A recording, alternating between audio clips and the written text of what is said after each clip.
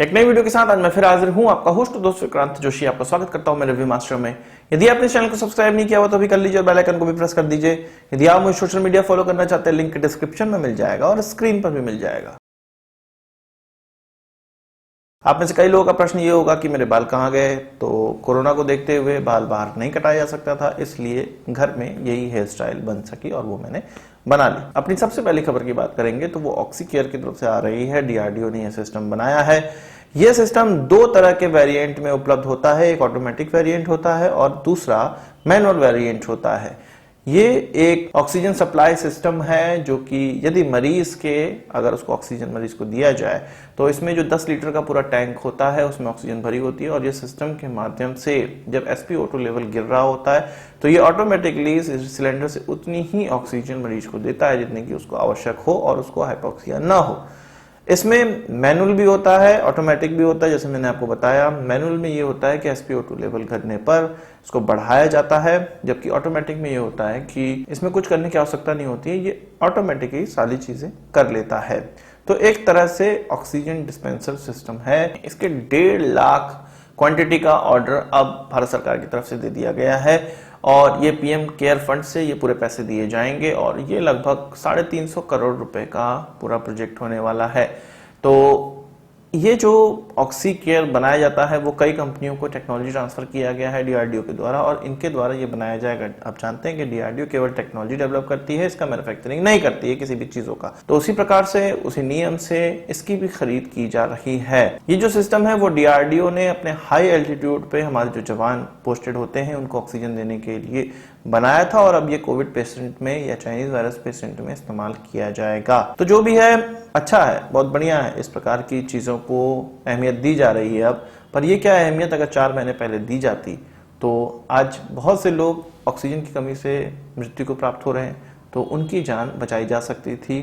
कुछ ऐसे पेशेंट हैं जिनका इलाज करने के बावजूद वो नहीं बच रहे, पर कुछ ऐसे पेशेंट हैं जो कि ऑक्सीजन की कमी के कारण भी मृत्यु को प्राप्त हो रहे हैं, वो एटलीस्ट बचाए जा सकते थे यदि गवर्नमेंट ये सारी चीजों की व्यवस्था पहले से कर लेती जो आज कर रही है। बात करते हैं अफगानिस्तान में। आपको पता है कि यूएस निकलना स्टार्ट कर चुका है, 1 मई से वो निकलना स्टार्ट कर चुका है। उसके जो सैनिक हैं वो वापस लौट रहे हैं और ये माना जा रहा है कि 11 सितंबर तक पूरे के पूरे सैनिक वहां से निकल जाएंगे, अमेरिका के अफगानिस्तान से निकल जाएंगे। और अफगानिस्तान से अमेरिकी सैनिक जाने के साथ साथ पाकिस्तान को काफी खुशी हो रही थी कि यहां पर अब वो अपना खेल खेल सकेगा और तालिबान के साथ मिलकर काम कर सकेगा और इस क्षेत्र में आतंकवाद, इस क्षेत्र या अन्य क्षेत्र में आतंकवाद का जो गेम है उनका खेला जा सकेगा। अब एक और चीज, एक और प्रॉब्लम, इस डीस्टेबलाइजेशन के कारण एक और प्रॉब्लम पाकिस्तान को ही होने लगी है। तहरीके तालिबान पाकिस्तान, जो कि पाकिस्तान में अटैक करने वाला टेररिस्ट ग्रुप है, उसके द्वारा सीपीईसी को भी अब निशाना बनाया जा रहा है और ये पाकिस्तान ने कभी सोचा भी नहीं था कि सीपीईसी को भी कोई टारगेट बना सकता है। और अमेरिका के अफगानिस्तान से निकलने के साथ साथ उनके सीपीईसी को भी प्रॉब्लम हो सकती है। यहां पर जैसे ही अमेरिका इस क्षेत्र से निकलेगा, जितने भी बॉर्डर वाले इलाके हैं, असल में पूरे अफगानिस्तान में तो तालिबान कब्जा करने का प्रयास करेगा ही, पर जो एटलीस्ट पाकिस्तान के साथ लगने वाले जो बॉर्डर के इलाके हैं वहां पर तो तालिबान का कब्जा जरूर हो जाएगा और यहाँ पर छोटे छोटे ऐसे ग्रुप बनने की संभावना है। ऐसा जानकारों का मानना है कि इसमें एक तहरीके तालिबान को भी जगह मिलेगी और वो भी फलेगा फूलेगा और इसी क्षेत्र में काम करने का प्रयास करेगा। तहरीके तालिबान का जो टारगेट था वो पाकिस्तान हमेशा हुआ करता था, सीपीईसी नहीं हुआ करता था। पर जैसे ही उइगर मुस्लिम्स के खिलाफ जो चीन का रवैया है वो उजागर हुआ तो अब तहरीके तालिबान पाकिस्तान वो भी सीपीईसी पर अटैक करने का प्रयास करता है और हमने देखा है कि बलूचिस्तान में कई बार तहरीके तालिबान पाकिस्तान ने अटैक किया है। पाकिस्तान ने इस टेररिस्ट ऑर्गेनाइजेशन को रोकने के लिए अपने जो बॉर्डर हैं उसमें फेंसिंग, कई $मिलियन में फेंसिंग की भी, पर वो भी कामयाब नहीं हुई है और अभी हाल ही में हम लोग सुन रहे हैं कि उनके काफी सैनिक इस आतंकवादी ग्रुप के द्वारा मारे जा रहे हैं। होटल में अटैक हो रहा है, कई इस प्रकार के अटैक है जिनकी जिम्मेदारी तहरीके तालिबान पाकिस्तान ले रहा है। तो पाकिस्तान का हमेशा ही ये मन रहा है कि अमेरिका फटाफट से अफगानिस्तान से निकल जाए। जो ये पीस टॉक है, टुकड़ों वाली टॉक है जो अफगानिस्तान में हो रही है, वो खत्म हो जाए ताकि वो अपना गेम खेल सके। पर अब ये गेम उन पर उल्टा पड़ रहा है और सीपीईसी को बचाना उनके लिए मुश्किल हो रहा है। इसी इलाके में चाइनीज व्यापारी भी रहते हैं जो कि सीपीईसी में काम कर रहे हैं, और आपको पता है कि सीपीईसी में बहुत से मजदूर, इनफैक्ट लगभग सभी मजदूर चीन से आते हैं। उन्हीं के व्यापारी वहां पर पैसे लगाते हैं, वही काम भी करते हैं, उन्हीं को रोजगार भी मिलता है। तो उनकी जिंदगी और उनके जो सलामती है वो खतरे में पड़ रही है। इसलिए अब पाकिस्तान को इस तरफ सोचना पड़ेगा और उनका जो डर है जो पहले नहीं था वो अब निकलकर सामने आने लगा है। बात करते हैं फ्रांस, जर्मनी और स्पेन द्वारा बनाया जाने वाला 6th जनरेशन एयरक्राफ्ट।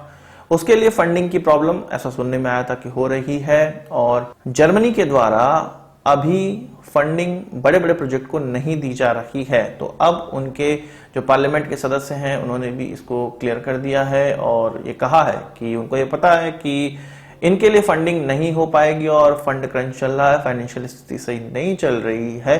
फिर भी वो पार्लियामेंट के सामने इन प्रोजेक्ट्स को रखेंगे ताकि इस पर जो बात हो सके, इसका जो फंड है वो रिलीज किया जा सके अगर हो सकता है। तो इस फंड क्रंच के सामने आते ही ये जो महत्वाकांक्षी प्रोजेक्ट है इन 3 देशों का जो कि 2040 तक कंप्लीट होने की संभावना है, उसमें लगभग 2-3 सालों का डिले देखने को मिल सकता है। फंड क्रंच तो भारतीय सेना में भी देखने को मिल रहा है हमें, और नेवी कई लीज पर इक्विपमेंट खरीदने के अब पक्ष में है और खरीदा भी उन्होंने है। अब इस कड़ी में एक और नया नाम जुड़ने वाला है हेरॉन मार्क 2 का, जो कि 4 की संख्या में खरीदा जाएगा। इससे पहले MQ रीपर की बात भी चल रही है और उसको भी खरीदने का प्रयास किया जा रहा है। हम लीज पर टैंकर एयरक्राफ्ट भी ले रहे हैं। इसके अलावा डुअल इंजन वाले मल्टी रोल हेलीकॉप्टर्स भी हम लीज पर लेने का प्रयास कर रहे हैं। बहुत सी चीजें ऐसी हैं जो लीज पर लेने का प्रयास कर रहे हैं। तो इसमें एक नया नाम और जुड़ रहा है हेरॉन मार्क 2 का। ये एक medium altitude long endurance drone है जो कि इजराइल के द्वारा बनाया जाता है और अब ये भारत लेने का प्रयास करेगा। अब बात कर लेते हैं चीन के उस बयान की जो कि उसने कल दिया था। उनके एम्बेसडर ने बांग्लादेश की तरफ, जो उनका एम्बेसडर है, उसने जो दिया था कि बांग्लादेश से उसने कहा था कि तुम क्वाड ज्वाइन नहीं करोगे, अगर करते हो तो इसके जो नतीजे हैं वो बहुत बुरे होंगे। तो इस पर बांग्लादेश ने भी ये कहा था कि वो एक सोवरेन कंट्री है, उसको कोई भी सलाह दे सकता है पर वो खुद का डिसीजन खुद ले सकता है, किसी के दबाव में नहीं लेगा। तो हमने ये डिस्कशन किया था किस प्रकार से चीन जिनको कर्ज देता है, जहां प्रोजेक्ट लगाता है, वहां पर इस प्रकार का दबाव वो बनाना स्टार्ट कर देता है। अब अमेरिका की तरफ से भी बयान निकलकर सामने आ गया है और चीन अपने उस बयान को बदलने का प्रयास कर रहा है या उसको छुपाने का प्रयास कर रहा है कि उसने इस प्रकार की चीजें कही, वो किस लिए कही, ये भी उसने बताया है। सबसे पहले हम लोग अमेरिका की बात कर लेते हैं। अमेरिका ने ये कहा है कि बांग्लादेश से उसके अच्छे टाई हैं और वो ह्यूमैनिटेरियन, इसके अलावा कोई भी मदद जो बांग्लादेश को चाहिए उसके लिए कटिबद्ध है। तो अमेरिका ने सीधे सीधे ये कह दिया है कि हाँ, बांग्लादेश के साथ उनकी मित्रता रहेगी। अमेरिका के द्वारा यह भी कहा गया है कि चीन के बयान को वो देख रहे हैं और उन्होंने नोट भी उसको किया है। वहीं चीन के एम्बेसडर ने जो कहा था उसमें चीन ने ये कहा है कि चीन का एक एज अ देश उन्होंने पक्ष रखा है और इसमें कोई भी ऐसी बुरा मानने वाली बात नहीं है। वो किसी भी देश के छोटे होने, बड़े होने, आकार में छोटे या बड़े होने को नहीं मानता है, सबको एक समान मानता है वो देश। और उनके एम्बेसडर के द्वारा केवल उनका पक्ष रखा गया है कि इस तरह की चीजें होंगी तो ये सही नहीं होने वाला है। तो क्या सही होगा क्या नहीं होगा, पर बांग्लादेश में चीनी वैक्सीन पहुंच चुकी है। बांग्लादेश को चीन ने 5 लाख डोजेस फ्री में दी है। इसके अलावा 2 मिलियन डोजेस बांग्लादेश ने चीन से खरीदी थी और अब वो पहुंच चुकी हैं। बांग्लादेश ने इस तरह की चीज क्यों की? क्योंकि भारत से उसको वैक्सीन की खेप नहीं मिल रही है। भारत से उसको वैक्सीन की खेप क्यों नहीं मिल रही? क्योंकि हमारे यहाँ खपत बढ़ गई है। हमारे यहाँ खपत क्यों बढ़ी है? क्योंकि यहाँ पर चाइनीज वायरस का प्रकोप ज्यादा हो गया है।